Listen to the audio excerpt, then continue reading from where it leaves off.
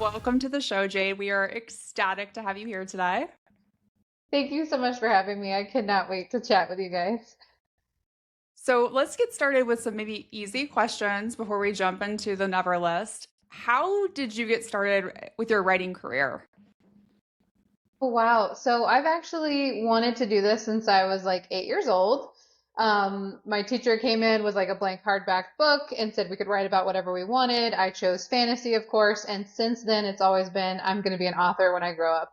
And so I'm very lucky that I've been writing for about 10 years. And Jade Presley is this wonderful pen name that I created when I fell in love with the genre of white shoes. And I had this like passion project I wanted to do, like what if Marvel had spice, kind of, and didn't know if anybody would like it, didn't know if there's any nerdy spicy girls like me, but there was. And so basically, yeah, I created that pen name because under my real name, I write for young adults, and I didn't want my teenagers to one click into a Y choose on accident. And so that's how Jade Presley was born and how the love of Y choose just came about. Is there anything that surprised you over the last 10 years about being an author that you didn't expect? Yes. So in the beginning, when I was very new, just querying an agent, I honestly thought all I'd have to do is write the book.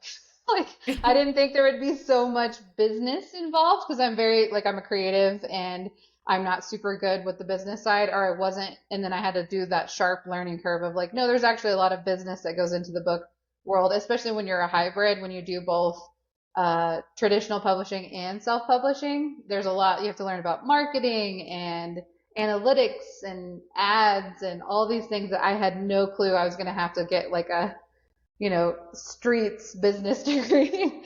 So I still get to be creative, but I also had to like flex a different side of my brain that I just didn't think I would have to do. So I thought I'd be like Stephen King and just have to write one book every so often and it would be fine. Not the case. Although honestly, I love everything you've written, so go for it. Oh, just write it, and thank, I'll read it, so it's fine. thank you so much. I'm so grateful for that. But I did want to ask, so what attracted you to the why choose trope? I accidentally read a Why Choose that so Katie Robert is like a one-click author for me, and I read Court of the Vampire Queen, and it just like blew my mind. And I was like, wait, this is a thing? This is allowed? I was like, yes. Yeah. And so I kind of just fell in love with the genre.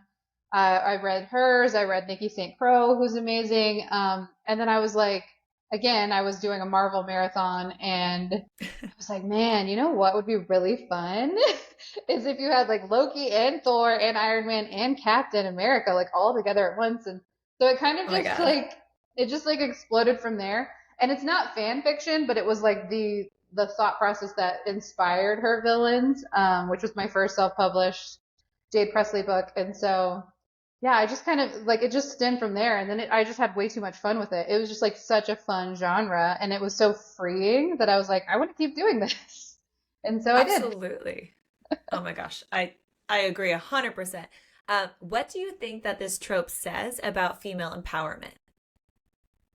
I think it says everything about female empowerment because the whole, like, it's all focused on her and her desires and her needs and her challenges. And I just love that. I love the idea of, okay, let's let the woman have her moment. You know what I mean? I think it's Yes. time. And I Yes. think, Hmm. I think, it also comes from the fact of like, it showcases the female, how complex females are, how complex female desires are. And I think it kind of blows it wide open where it's like we can be sex forward, we can be sexual creatures without being shamed. And I think the white shoes genre really just showcases that for sure. I love that. Totally agree.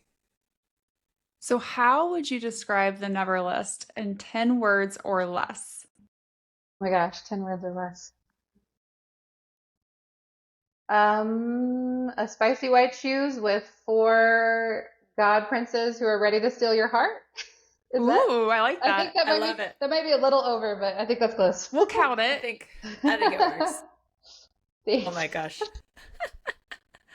That's like the easy elevator pitch, You're just like, boom, here you go. Yeah. I love it. So, where did the idea of this book come from? Like, what did your research look like for it, and how long did it take you to write it? So the idea came from Riley's character. She kind of just kicked in the door in my mind and started telling me the story about the choosing event.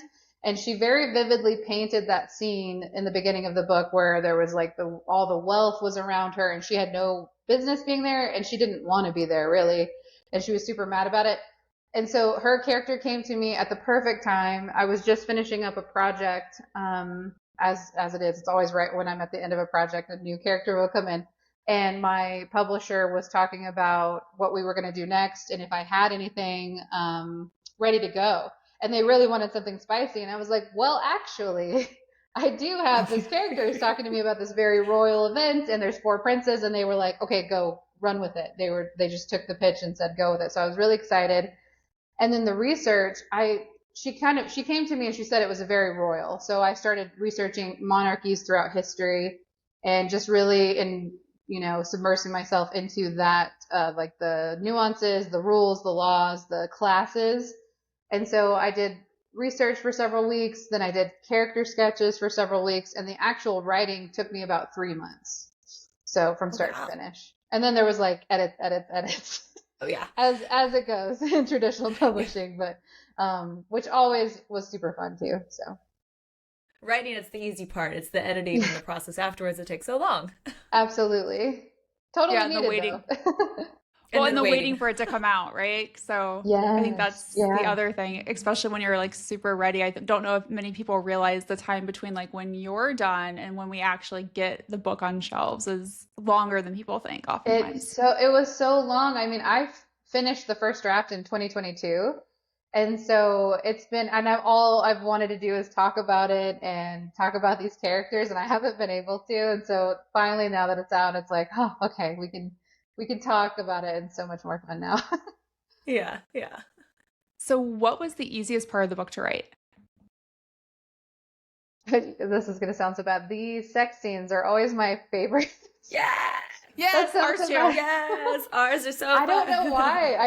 I love getting to those scenes. I think it's probably because like I said, I do really in-depth character sketches, so I know the characters super well before I even start writing. And so by the time that tension gets together and like they get to do their thing, I think it comes out a lot easier than some of the other like world building or plot advancing things.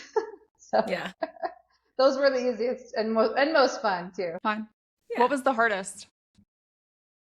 The hardest, oh man, probably several scenes with the Kings and several scenes with her ex. Those are always the hardest to write when there's like that borderline abuse coming out. Like it's always just a much different vibe than like, oh, we're having fun lunches over here with princes versus like, oh no, this is some real dark stuff that we're digging into. So those always take me a little bit longer. Understandable. So if okay, so we're gonna do a fun part now. If you could vacation in a single city in Lumathyst, what one would you choose and why? Oh my gosh, I love them all. But I really think I would dig the Emerald Wood because I love the idea of all the bookstores and the like you can go have afternoon tea and have all the snacks and just be very kind of a slower vibe. I really love, and it's also very like people leave you to read and people leave you alone. So like I feel like Yeah. for the introvert in me, it would be very like nourishing. We were literally just talking about like we need to do a vacation where we just like sit in a cabin in the woods and just read. And I'm like, I feel like that would be the Emerald Yes. Woods. You know, That would be great. Yeah, it'd it'd be be so good. so just mentally refreshing. Yes. So were there any real life cities that did inspire, like the Ruby Air, Sapphire Cove, Emerald Woods, and Obsidian City? Yeah, so the Emerald Wood I've been to London once and so I did kind of base, but I also wanted to if I like combine London and like a lush green forest, that was pretty much what I Yeah. was trying to do. Yeah. Because I loved how like it's so art centered out there and so there was a lot of that. And then the Ruby Air, I definitely had that like almost Paris vibes. So I did try to Yeah. find these wonderful exotic cities, I guess if you do live in the States that are like fun to go to almost feel like you're in a different realm, like because it's just so different from here. So I did base those off, and then Sapphire Cove was just all beach vibes. There's a little bit of like Santorini vibes in there as well, and Yeah. then Obsidian City, I kind of envisioned like a more like a edgier Vegas, I guess. Yeah. Oh, I Yeah. like that. Just like yeah, just like anything goes in that city, pretty much. I mean, when you have a place called Lust, I mean, hello, that's Yeah, Vegas. I mean, Like, you know where you're going. you know where you're going. Yeah. Yeah. So speaking of Riley's character, what do you love most about it? Oh my gosh, I love her so much. I think it's her ability. Like she has every reason to be this like bitter, jaded person. Like really, but she just has this such like optimism and stubbornness that combines into this like I don't care what gets thrown at me. I'm not giving up. I'm not going to back down. I don't care if it costs me my life. I'm still going to stand for what I believe in, which I love about her. I feel like she's just super just comfortable in her own skin, which I wish like I could have more of her in me because she is. She loves who she is and she's not apologetic for it. So I love that about her. Yeah, that was one of our big takeaways. We feel like she gives zero fucks, and we Yeah. Yeah. love characters that like just don't care what other people Yeah. think. So she, like, throughout the book, her character does evolve, right? And she does become, I feel like, more confident. Was there anything that was really important to you in terms of character development for her in the book? Yeah, I definitely wanted like because she did have this really like tunnel vision view of the wealthy. And so I knew that was going to be hard to overcome with her character because again, she is super stubborn. And so as we continued to get to know the princes better, I was grateful that her mind did open up a bit and be like, oh, okay, so they're not exactly like what I thought they were. They're not exactly like the kings. Their people actually love them. And so showcasing that was really important. And I was glad that she did open up because sometimes you can't get characters to crack. And luckily she did. So that was good. Yeah. Was there anything about her character that surprised you as you continue to write for her that you were like, oh, I didn't expect her to do or want to say this? She constantly surprised me, especially when her life was on the line and she just was like, I think it's because she's been in survival mode for her entire life, pretty much, that she just is like, well, here's another thing, let's go. And so, especially when we get to the Athenry, and she was just like, I'm gonna walk through this door, here we go, like without really any hesitance, even when they were giving her opportunities to, you know, not do it. I was pretty surprised by that. I was really proud of Riley, honestly, like the growth that she did. I was really proud of her. I was like, yeah, girl, you get it. Like, you go. You show up as boss. Like, you're Hey, not going to thank take any you. shit. I Yeah. loved I know. it. I love her for that. I love her for that. Yeah. So, which of the Legends of Chaos came to you first? Cal did. Yeah, he fully fleshed. Like he came to me, and it's funny because when I talk about it, like how those characters came to be, because it all starts with Riley, and it was like really digging into Riley where I learned like her most intimate desires, like what would match well with that, and then like the princes were born from those main core needs. And so it was really great when they showed up. But yeah, Cal came first. Jax was there, but he was like very mysterious and very hard to crack. He was one that like I had to kind of pull it out of him, which is totally on brand for Jax anyway. And so he was there, like I could see him and I could kind of like feel his vibe, but he didn't come to me until the very end of my character sketches. So it was Cal, Pierce, and then Axel, and then Jax was last. Yeah, yeah.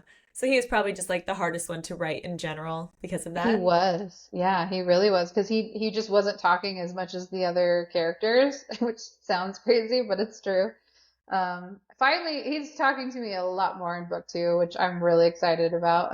Ooh, Oh, so are I am we. so excited. Oh my Yay! Yeah. We gosh. we might be huge Jax fans Oh my from gosh. like Yay. for beginning of The the book. get-go. I'm so glad. I'm so glad. From the get-go, I was like, Jax, all the way. Yes.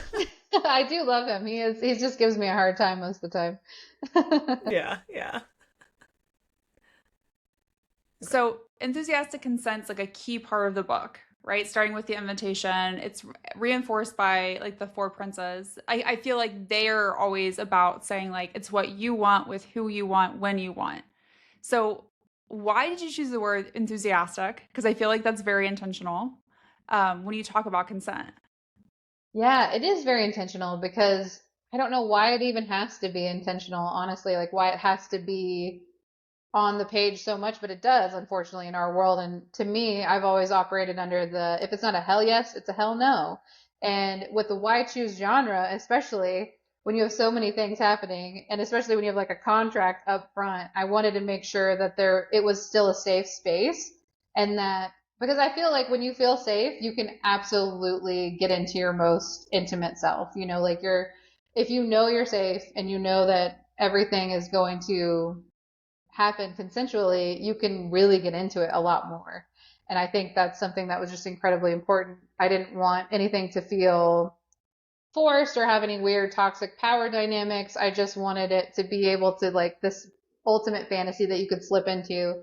And it's incredibly important. I mean, consent is, it shouldn't be such a topic. You know, it should just be natural. Like, okay, she said no, it's not happening. But unfortunately, as women identifying people, we've all dealt with that. And so, yeah, it's just incredible, especially when you've got four romantic interests. It's like, that just needed to be said and upfront always with me. Well, I liked how like Riley's impression, right, with enthusiastic consent was very different in the beginning of the book and what she expected from all four of them. And then it was nice to see her be surprised, right? Because I felt like they really are a champion of women and a champion of like whatever you need, which is also not something you see a lot necessarily in the real world. Um, but I love that for her character and also what it just says to women about like what you deserve and how you deserve to be treated. Absolutely. I mean, 100%. Like it should be just a normal thing. Like, you know, like what do you like? And if you don't like this, let me know and we won't do that. You know, like it should just be an open conversation and then everybody gets the best experience, you know? Agreed. So, one of the underlying themes in this book seems to be about the control of information. The people of Lumathyst believe that the Legends of Chaos are pretty horrible people, and they think that demis are problematic. They don't even know about the faders, etc. Like, was this intentional? And if so, what should you hope readers take away from it? Yeah, absolutely. I think that it was incredibly important. I did see it a lot in my research, the how much information and knowledge is power. And I think it also stems from my love of reading and how like the more you read, the more your mind can open up to new things and you can have a different outlook on a certain situation that you might not have had without reading this book. And there's just yeah, there was just so much that it was like, wow, if you control the information, you really can manipulate an entire realm. And sometimes I feel like that can easily happen too, depending on like in the real world, depending on like what feed you have on your social media or whatever, it's feeding you things that may or may not be true. And it can feel very panic driven. And I felt like that was something that was super relatable and something that even though it's a fantasy book, people could probably relate to and understand and maybe be like, well, maybe I need to dig a little deeper and start questioning things like a little more. And then Yeah. that's kind of where that led to. So another big theme was around hierarchies and imbalance of power, which is very clear like chapter 1 and continues throughout the book. So, has there always been a power imbalance in Lumathist? No, not Okay. Ooh. always. Not Mm. always. Care to elaborate, or is that? I feel like we just got a nugget, so I'm I'm tempted to I push more, but I'm also grateful that I got a nugget. Yes, no, I can't say a lot more because one thing that I'm excited to do in book two that I have been doing, I think I'm like halfway through it, um, is unpacking Lumathist in a way that I wasn't able to, you know, in book one, because book one is very important to me to have those character developments and connections and because I'm a character driven writer. And so not a lot of the full world building got put on the page because it was so character focused. So I am getting a lot more into it in book two. Awesome. I will say, like, the world, though, it's funny that you say there wasn't a lot of world building. I feel like it was one of the most clearest worlds I've read recently, I'm so honestly. glad to hear that. Thank you. I'm so glad. No, Yeah. I am happy with what was put on the page. It's so much fun to get into the book too, because you do have so much more room to really unpack what's going on and just questions that didn't get answered in book one, which I love. I love being able to dig deeper. We got a lot of questions. So many questions on that. So many I questions. So know. many crazy theories. I love So, it. I love hearing it. So also, we love that you put in multiple point of views in this book, but how did you decide which point of view to use throughout the book? And would you ever consider writing a point of view for each of the main characters for the same chapter? Oh, that's a really good question. I've never considered that. I know that like I'll have chapters that bleed into each other that switch point of views. That would be a pretty interesting dynamic. I think it like all the pieces would have to fall together to have a point of view for one situation. Like it'd have to be a pretty special situation.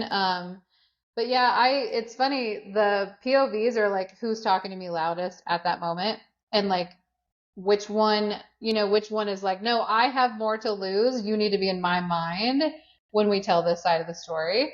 And so that's kind of how they come to me.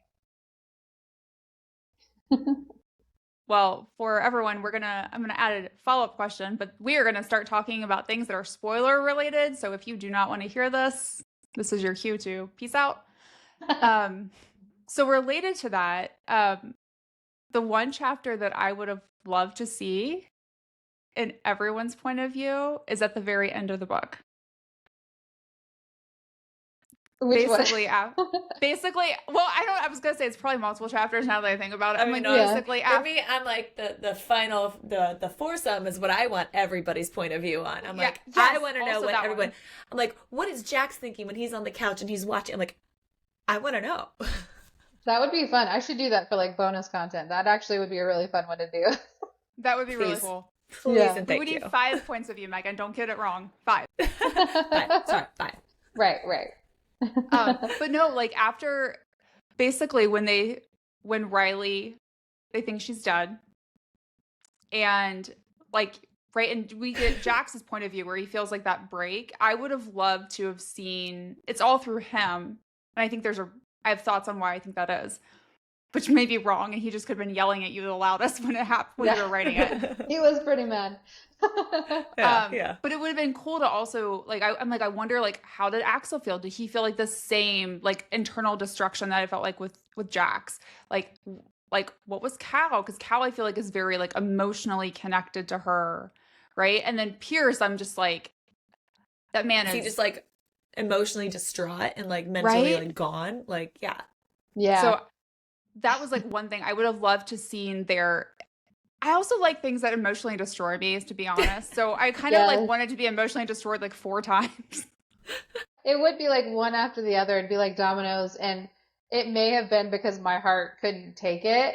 Like, Yeah. because again, it's like these are all my like loves. Like I've been living in these characters like for so long now that it's like if I had to feel Jax's, which was super, super intense, and then all four of them at the same time, like it probably would have destroyed me. And so yeah, Jax was the one who was like, he just his reaction was just so beyond what I expected it to be that that's why we slipped into his point of view. Mm-hmm. I'll tell you, I was reading this book in bed. And it was like night. I finished. It was like 9:30 at night, and like I sobbed, I cried, I like said some other words, I'm and so sorry. no, don't be. And then I get to the end, and I'm like, and my husband's reading in bed next to me, and I've gotten him into he was I think reading Fourth Ring at the time. Right, so he's like just starting to get into like this genre, and so he does not really understand the thought of like being emotionally destroyed yet. And he was like, "Are you okay?" And I was like, "I'm not okay." He's like, "Why don't you?" He's like, "Are you done?" I was like, "I'm done." And I was like, "I'm finished the book." He goes, "Why don't you pick out another book?" And I was like, "I can't." No, So I like I stared can't. I'm not joking. Like I stared at the wall for like an hour and a half before I went to bed because I was like, I don't know what to do. I have so many thoughts. I have so many questions. Megan wasn't far enough along in reading for I me to talk to wasn't. her about it yet. And I No. was like, So You're emotionally Been distraught. there. That's the thing. I've been there with books, so it's like I feel for you, and I'm so sorry. I but am also working thank on book you. two though.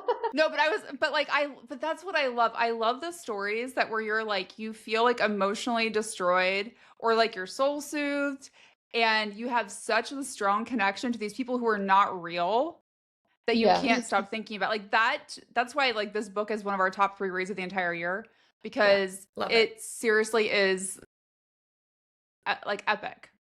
Thank you so So, much. That means so much to me. I'm so glad that you're like not chucking it across the room after that to be continued. no. A little A bit little in my bit. Oh, heart. I was like, why? Why would you do this to me?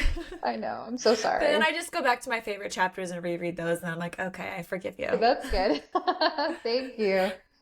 Oh, Let's just say I definitely had some chapters marked in my audiobook version of it that I was like, hey, babe, my husband was like, hey, babe, let's read this book together really quick. Like, just this little yes. chapter. I love that the So, audio. Oh my gosh. So the audio, Jake, he had such a tall order with four yeah. male point of views, and he just went above and beyond, and I love him.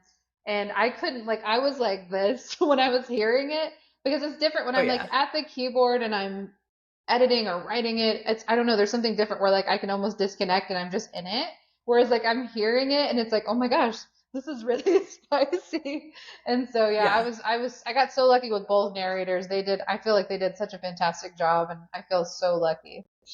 Yeah. It was good. well, It was, I approved. I liked that. Yeah. well, Megan, weren't you at Target when you were listening to part of it too? Oh my God. There was a moment, I think, yeah, oh my God. Oof. There were a few moments. There was one where I was at the car wash and I was just like, I was washing, like drying the car off, and I'm just like, oh, yeah, I should not be in public right now. Oh my God. And then again, as if I hadn't learned my lesson enough, I was at Target just doing my normal little shopping, I'm like, okay, let's put my audiobook in, listen to it. And I'm just like, holy shit.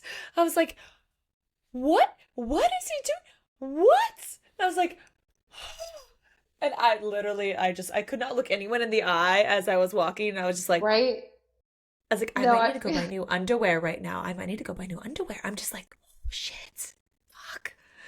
I And love so I that. warned all my girlfriends. I was like, if you listen to an audiobook, do not be in public because whew, you will have hot It flashes. It is something else. It's so funny. And my husband, he listens to audiobooks, so he waits, like he hears me like talk about the plot and like he's my perfect soundboard, so he will always like help me rap out a problem, but like hit the official final product he listens to.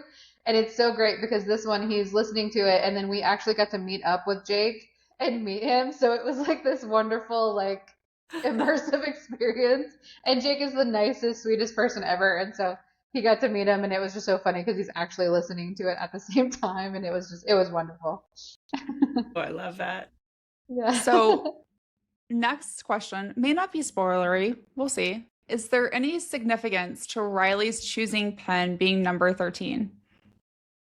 It was kind of like a little, almost just like a little note, like nod to this like unlucky number, and maybe like kind of flipping it on its head. Like she feels like the most unluckiest person ever in that moment. She's like, I'm gonna either get arrested for my entire life, or I'm going to die, be executed.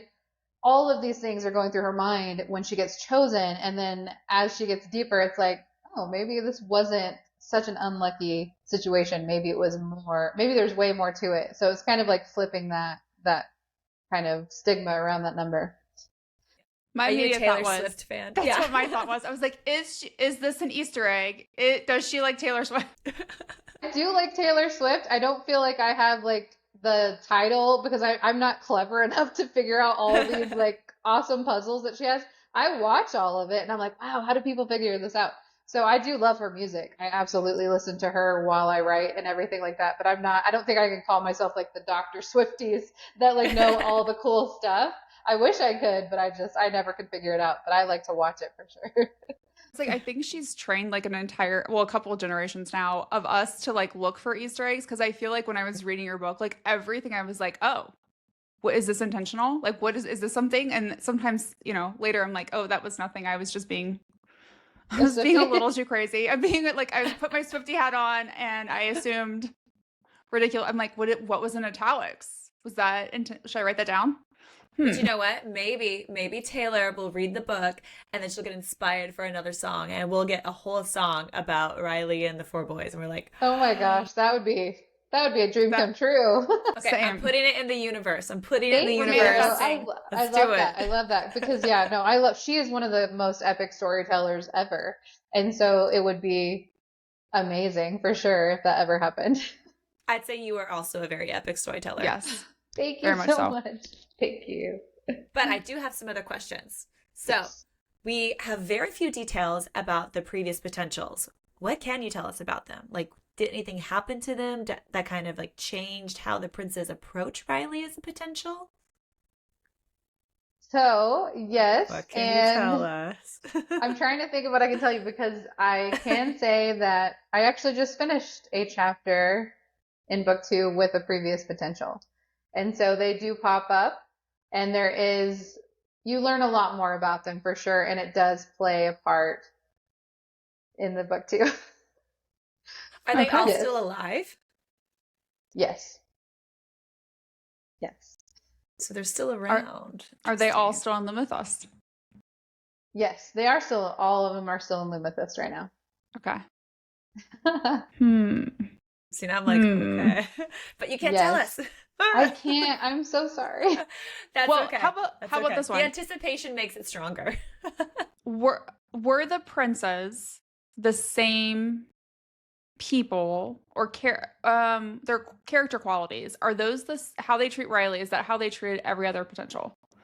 Yes. And Okay. so, but not only in the like the basic like respectful, curious way, they were able, the emotional connection was incredibly different with Riley. And so obviously they were not as open with the previous potentials because it just wasn't there. And they quickly were able to learn that. I'm trying to make Okay. sure I don't say anything that's like Well, because spoilerly, but yeah.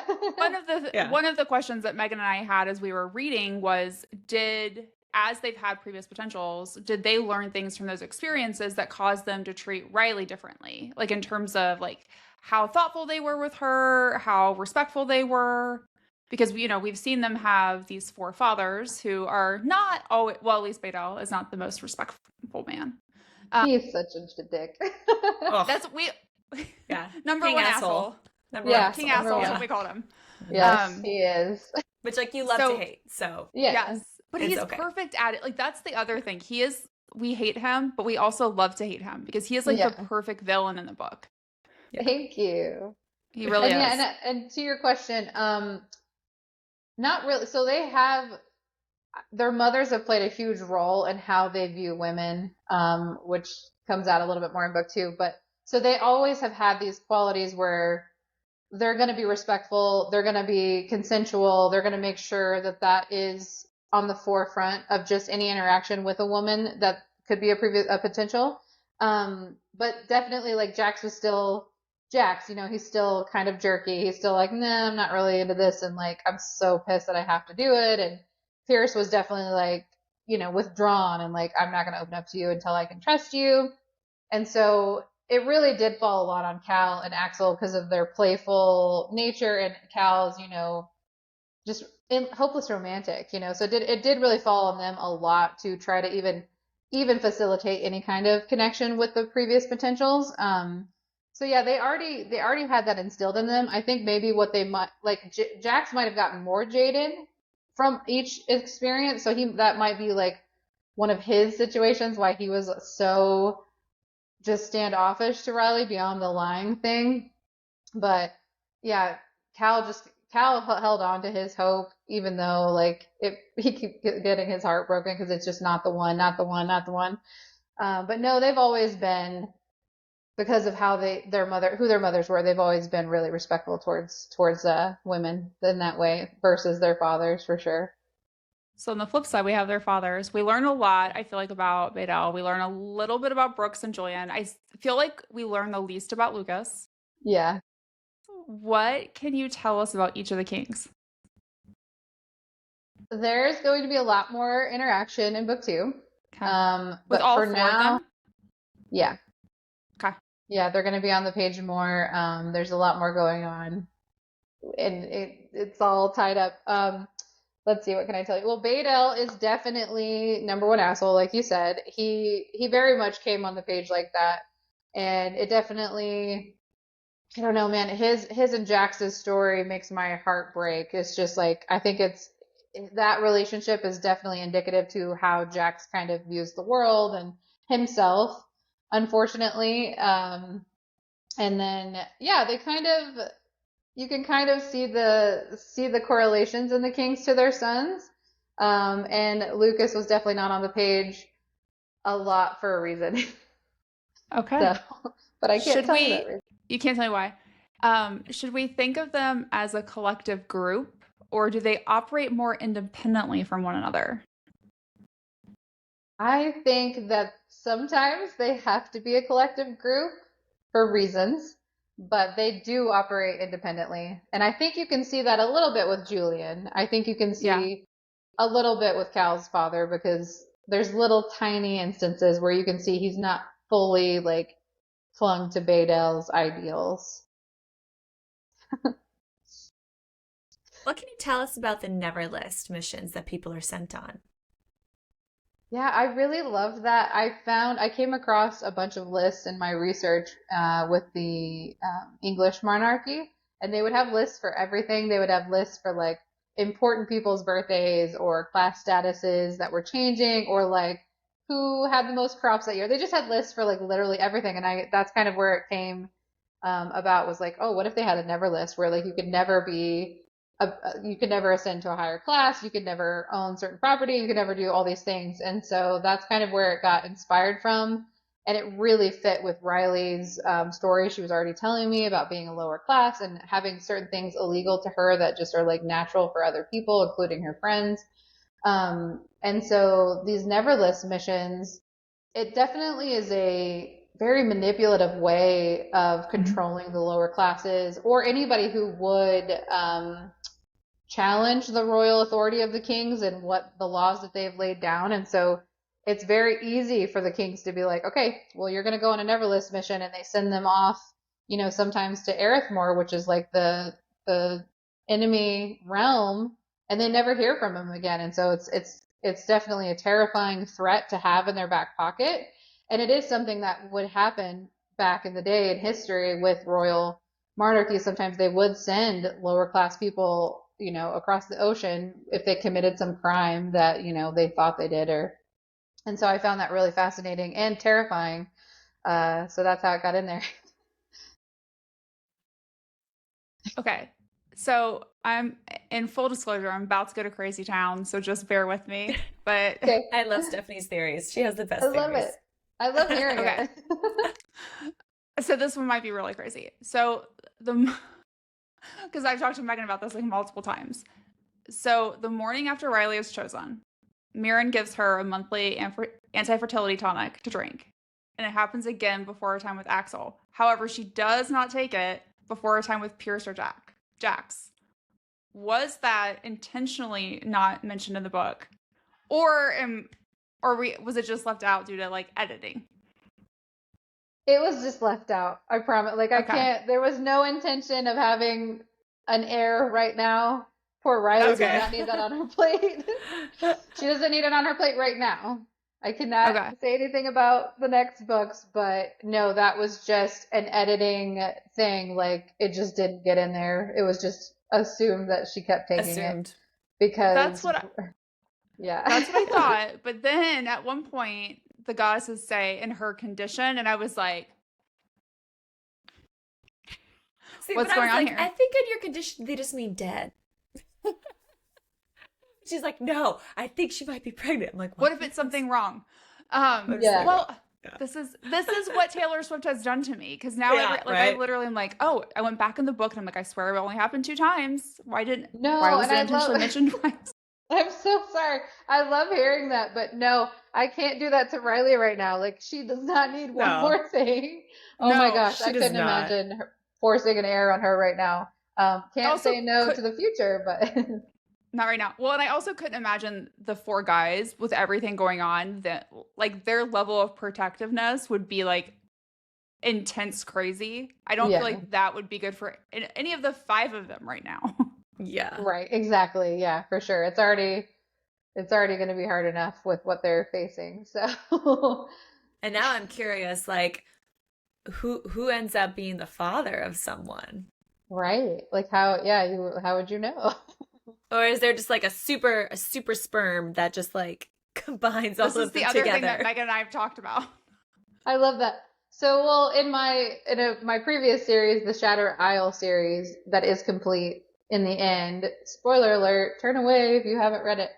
There is a family that happens, and it you are able to tell who's the father Yeah. with Okay. each child. So it's kind of a calculated thing. I don't have a super combination yet.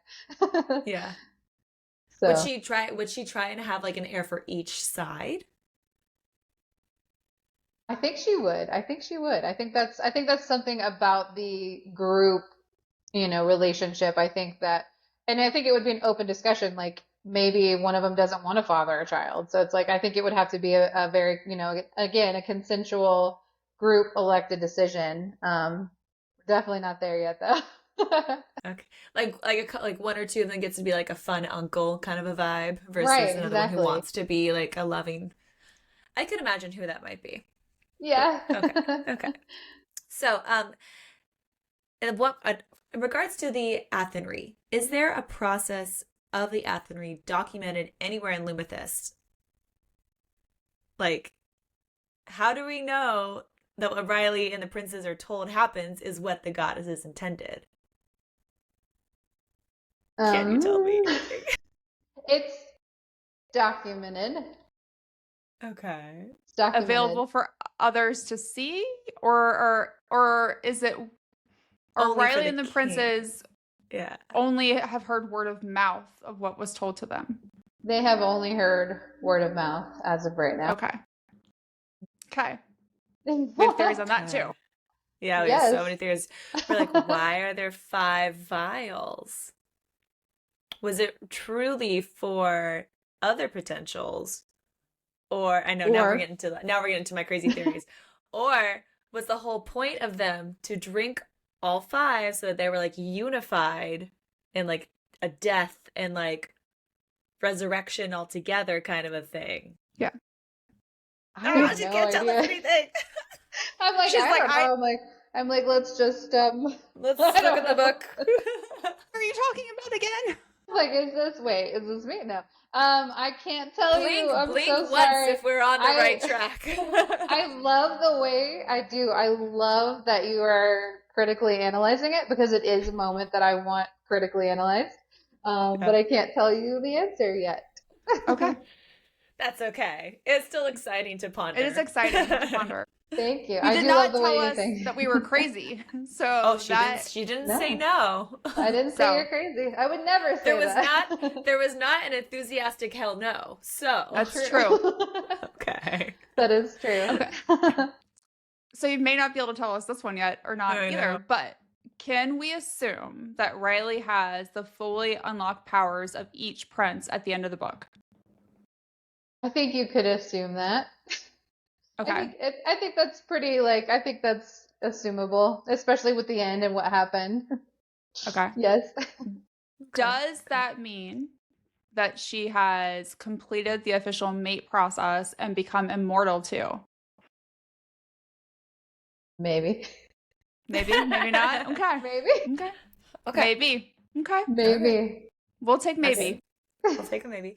At the Okay. end of the book, I know. We're just like, come Well, because now on. I'm thinking like, oh, what does that mean? Yeah, no, I know. What does that I'm gonna mean? have to go through and read I it said, again. What I What do missed? you mean? I don't What do you know. mean? Yeah. That was the Giphy Megan and I talked about a lot in this book. Was that like the what do you like?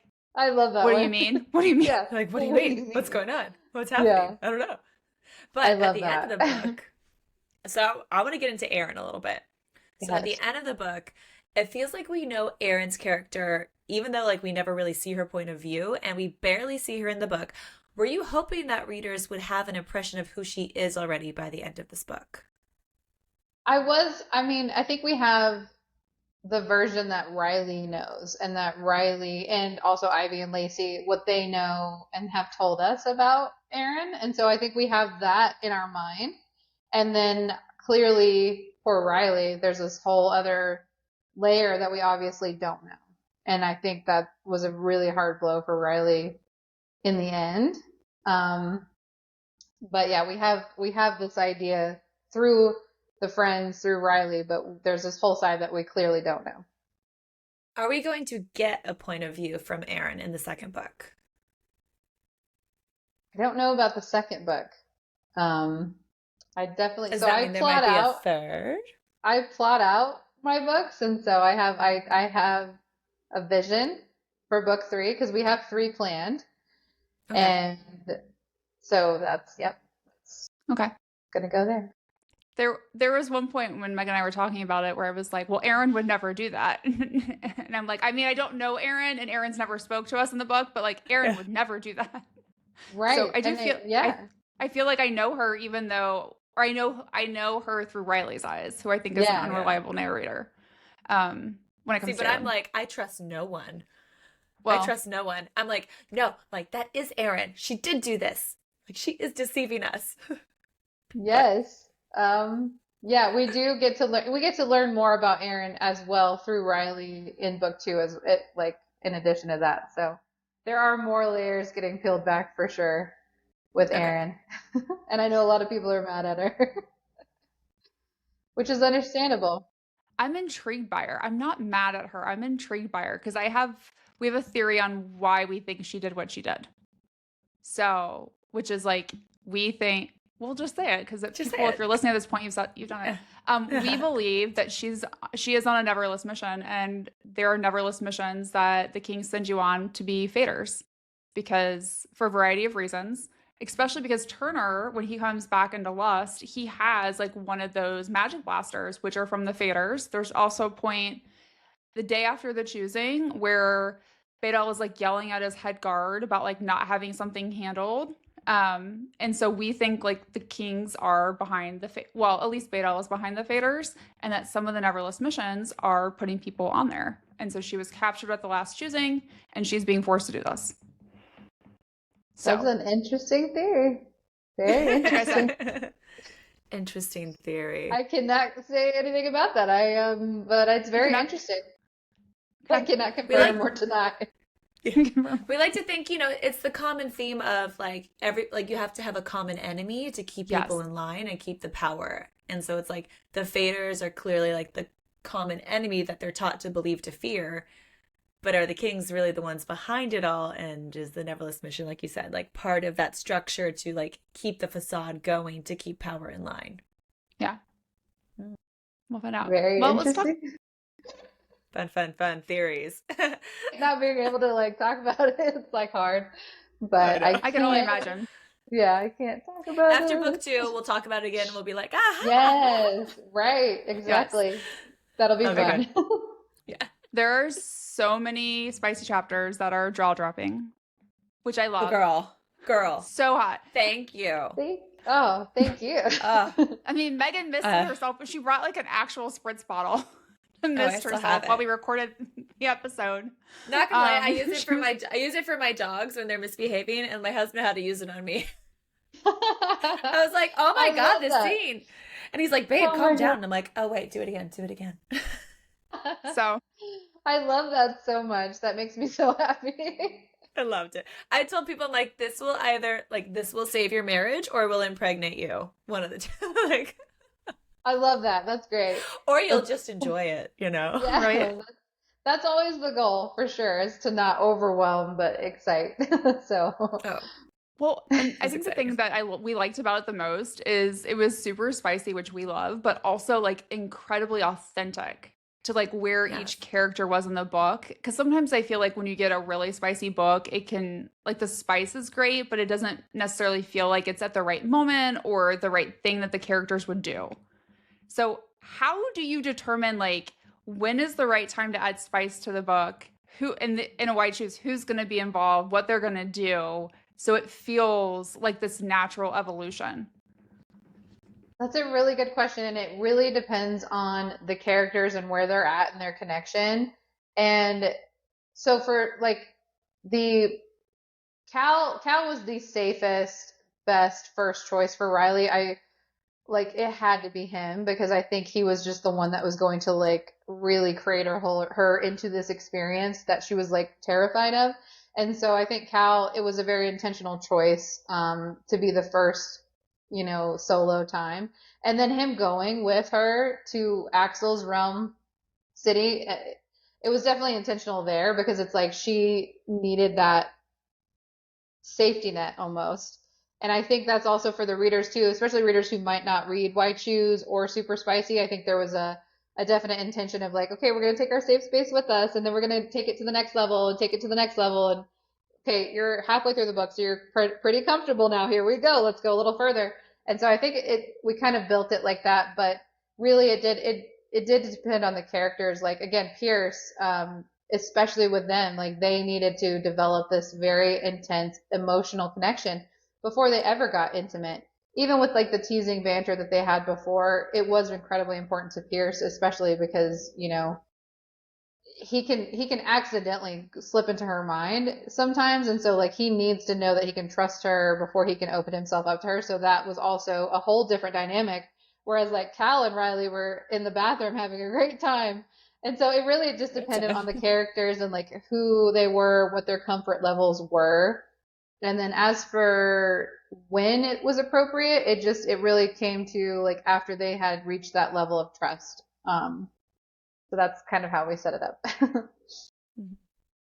I We watch really it. loved I really loved the part um when basically right before Cal and Axel and Riley get together and he's like, you can choose number one or number two, and she's just like two and like runs up the Right? stairs. I was just like, I was screaming. I loved it so much. I'm like, the playfulness, obviously, like that came into play.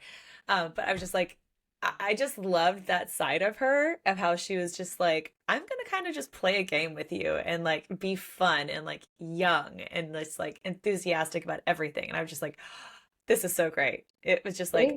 I kind of wanted to incorporate that into my life. I was like, this would be fun. Like, you want one or two? I was like, oh, Riley. I love that so much. And it's always like, again, showing that choice and having Axel present that choice and then her matching his playfulness kind of showed that they Yeah. were they were gonna go vibe really well together. And so yeah, I love that scene so much. It's so cute. So did Um, we. yeah. Thank Oh, yeah. you. Clearly. Thank Clearly we you. loved it. Yes, I'm Um, so glad. so what reader reactions about the book have surprised you the most so far? Yeah, I so clearly it's a spicy book. I mean, we say that right up front so everybody knows. So Yeah. I think I was expecting oh my gosh, this is the spiciest book I've read in a while, but something I've really been shocked by, I've been getting messages from female identifying readers who are saying that Riley gave them hope and Riley encouraged them to speak up for certain things they wanted in relationships or they got them out. It gave them the courage to get out of a bad relationship, which I wasn't expecting. Because I mean, Riley did give me hope as we went through this book because again, she does have this. She could be bitter, she could be jaded, she could be totally mean to these guys, and she isn't. And I think that did surprise me throughout the book. But having readers come to me and say those very deep and meaningful things meant the absolute world to me because again, I think sometimes the genre of White Shoes can get written off as just like a fluffy escape, which again, sometimes it is, and sometimes that's great, and that's what we need in that moment. Sometimes we just need to fall into a spicy book and not think about anything else. But the fact that some readers are pulling out courage from Riley's very female empowered, sex forward vibe, it just means the world to me. So yeah, I was very surprised by that. That's so beautiful. And that's so like, again, like, yeah, just empowering. Like, I mean, uh, thankfully, like I'm not in that like position where I had like come with that point of view, but like how amazing is that that through like a book that like you normally think is just about like spice and sex scenes, but like can truly unlock that for someone. I think like that's like such a gift that you've given people in that way. And, I hope your second books and other books can reach those same people as well and give them hope. Like that's so Thank beautiful. you. Yeah, I'm totally blown away and honored, and I do hope that women, especially if they have been, shamed in the past for like their desires or their wants, I hope that they can come to realize that they deserve better, they deserve more, and they deserve to have what they want. And that is something that Yeah. is so much fun about this genre is it really is like kicks in that door and is like, this is what I Oh my God, I'm want. gonna And cry. I'm gonna have four, oh, I'm sorry. I have, No, it's beautiful. It's so Yeah. wonderful. thank you. Yeah. And It's I'm happy just, yeah. tears.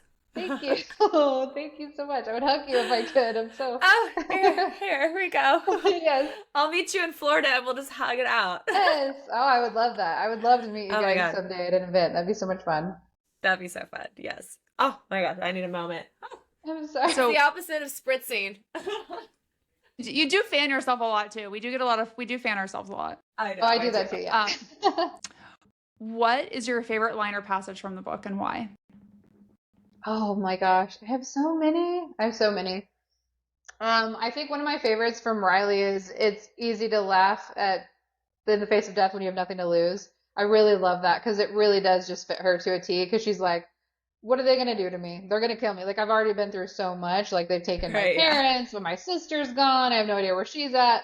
Like she's really living like for her friends at this point. Like luckily, thankfully, she has these wonderful, supportive, healthy girlfriends that make life worth living because she could get in a really dark spot. And I think without them, she probably would have. So yeah, I love that line for her for sure. Okay. So, what chapters or scenes would you recommend we look at again for clues on what to expect in the next book? And you Ooh, can't say the entire book. You can't yes, say that. no. No. Or No, don't do that. or I'm trying to think. I mean, I will reread it. Don't worry. Oh, yeah. Yeah. Oh I'll my be gosh, like, I you're need a wonderful. refresher on my favorite book ever. I've already read it twice. Oh my gosh, thank you so much. And she's a I thick have girl, so listened. thank you for that. I have Thank listened you. to some of my favorite chapters on repeat. I'm trying Not to just the think. spicy ones. Some of the other Hey, ones too. no shame here. You do it, do it, whatever vibe you need. Take it. Oh yeah. I would say, actually, one of them that just came up while I was writing yesterday, I would say look at, I'm trying to remember what chapter it is because all my chapters changed through editing. But the scene, the first dinner with Cal and the Kings and her, I would take a peek at that one again. And Okay. then um, the choosing scene where the play is being done by the goddesses. I would say those two. Okay. I will be in And depth doing during that the this week play. and having probably more unhinged theories very I shortly. Well, send them my way. I'll love to hear 'em. I can't confirm them or deny them, but I love hearing them. know. So we're dying to read the second book, but also waiting patiently because your mental health and time to write the best book is well worth it. Thank Um, you. but what else can you tell us about the second book in the series? Oh, what else can I tell you? We are going to see a lot more of her friends on the page. I've had that question a lot. Where are we going to see more of Ivy and Lacey? And absolutely, yes. We are going to see more of her friends. We are going to get to dive more into group dynamics since the Mm. structure is different now. Because, it's not 1 month each. They're not bound by that. Definitely get a lot more Jax. We're getting a lot more Jax, because he's talking to me a No lot complaints more. here. No Yeah, No complaints he's here. complaints. he has got stuff to say in this one. It's so wonderful. And I think that has a lot to do with the relationship with Riley. She kind of cracked him open at the end. And so now he's talking a lot more, which is wonderful. And we do get to dive more into Lumathyst and like the histories and the kind of different peoples that live there. So that's what I could say. Where was the end goal of them living? Because they can't like all live in each other's places all the time, or can they? Or is there like one designated spot for if everything was to go to plan 100%, like where they would live communally? She can't tell us. She can't tell. Because that's why I was going to ask. I'm trying to think if it will give anything away, but I think that in the ultimate goal would be to be together to have one central location, but also be Yeah. able to still have those independent moments where, they can go off on their own, which I think is super healthy. And you should have, in healthy relationships, you should have your own life as well. And it shouldn't just solely focus on your partner or partners. And so I think the ultimate goal would be to, yes, we have a central hub, but we can also go live our lives without any kind of worry or insecurities or jealousies, because like that's something I definitely didn't want in the dynamic. And so that would be the ultimate goal, but this is a fantasy realm and anything can happen, and so we don't know if that's going to happen. So Wait, follow up on that. Ah! Yeah, I was gonna say follow-up question to that. Um, assuming that the Athenary went as planned, which we know it did not, but assuming that it Yeah. did, Something went horribly wrong. yeah, right? yeah, But assuming that for it sure. did go as planned, um, would the princess and Riley then take over Lumathyst, or when would the kings step down? Down. Yeah, so that was definitely the plan. If it had gone according Okay, to plan, the kings would have no choice but to be like, okay, yeah, we're gonna happily, you can ascend to the Retire. thrones because you Yeah. guys are way more powerful now. You're gonna be able to have the best interest for Lumathus, and that would be the end of book one, and that's it. okay, And that's no That would, fun. yeah, it just didn't go that way for my poor characters, Hmm. unfortunately. So we're in the we realm just of unknown. just wanted to confirm that that would have happened because it ties into other things that we think. Absolutely. Yeah, that would have been like probably the most epic HEA ever. And, Yeah, tied up one book and then we wouldn't have any more time with those characters, but it just did that would be not go that sad. way. Yeah, it just didn't go that way for Yeah. them. So they got a Yay lot for coming us. up. Yay for us. Yay. Yeah, me too. I'm so happy to be living in this world. It's so much fun, and just learning even more about it through the characters has been a great time. So Hmm. I'm glad it's more So than one book.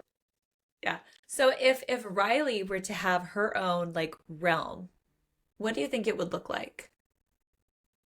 If Riley had her own realm, I think it would look like her elevating the Ashlands in a, healthy and drastic way, like as quickly as possible. If she had like her choice, because that is her home and that's all she's ever known, and she wants better for her people. And so I think that it would be, understanding the value of this land and how it contributes to Lumathus as a whole, but also making it fair and just and, you know, wealthy and healthy, because it's not right now. So, Yeah. Will we see more of the other lands in this world? yes. I like it. And well, have you ever considered writing a prequel about the relationships between the kings and the goddesses, as well as like when the princes were children? Oh man, that is a great question. There has been some inklings and scenes that are coming to my head, and I am writing them down in the plot Bible. But I haven't got a full story yet, but I'm starting to see snippets, and because it's the only way that I am able to really rationalize like who the kings are, who the goddesses are. So you have to go back in history. So it would be really fun if those stories come to me fully fleshed out. I would never say no to it for sure, but it would have to have intention and be a complete story for me to sit down and make sure I, write the best thing possible for readers and make it feel like it was worthy of being in front of the Never list. So yeah, I never say never, but I say never list a lot, but no, I never say never to a certain idea, but it's not fully fleshed yet. Yeah. Yeah. Well, we would read it. I would read it so Thank hard. I'd you. be like, yes, Thank done. you. I had somebody ask me the other day if I would just write a Mirren novella, like all. Oh, yes. So I'm like, yeah, that would be super fun. Like if she has a lot to say though, so if she ever did come to me with that, I would absolutely do that. Yeah, Viren is like a mystery too. I'm like, how does she know so much? And like, I feel like she knows things that the princes don't know. Ooh, And why I is don't know. that? I I don't don't know. know. I don't She I know. mean, reminds me of Dr. Bailey off of Grey's Anatomy, where like she's like this forceful woman that you think hates you, but then also like protects her people so fiercely. But also like knows a lot of stuff and doesn't tell you everything and makes you do things that for your own good. So Right. She is definitely that Yeah. like motherly character. And she also surprised me. I didn't know that she was going to be in this book when she came onto the page right when she met Riley and I was like, "Wait, what?" And she was like, "No, I need to be in this." And so it was so wonderful because like I just thought it would be like a handmaiden that might become a friend. But no, it was like she came on really strong and I was like, "Okay, this is going to be fun." So it was cool.